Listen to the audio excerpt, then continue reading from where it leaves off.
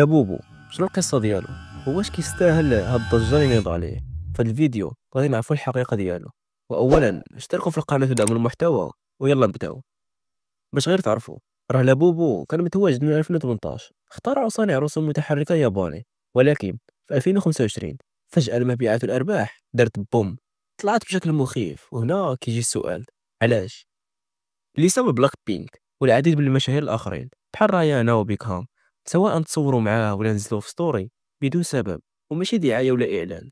ولكن واخا هكاك، هذا ماشي سبب كافي أنه يحقق هاد الأرقام كاملة. وهنا كتجي أذكى عملية تسويق لمنتج في هاد السنة. دابا سيكولوجيا كيقولوا لك أن الناس كتعاطف مع لابوبو بحال بيبي صغير، وزيدك بالشكل ديالو الخايب ما جاش غير هكاك، ولكن هذاك ستايل سميتو كيمو كاواي، اللي هو كيوت ولكن خايب.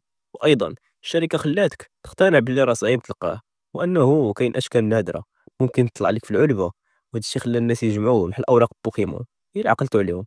هاد النقطه ديال ممكن يطلع لك لابوبو نادر، تقدر تبيعه حتى ب 100,000 دولار. خلات عقلك يفكر بحال المراهنات ويعطيك دوبامين عليها. والثمن ديالو الغالي اللي كنظن بين 60 و 100 دولار، وزائد انه نادر. فاش كتشريه كيعطيك مرتبه اجتماعيه، يعني اولا كتولي تحس راسك بحال دوك رايانا وبيكها، وثانيا عندها فدوميه ب 100 دولار. كنظن فهمتي شنو بغيت نقصد. وهذا كله خلى شركه بوب مارك اكبر من المصنعين باربي.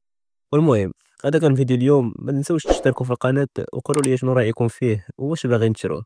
See you guys. Bye.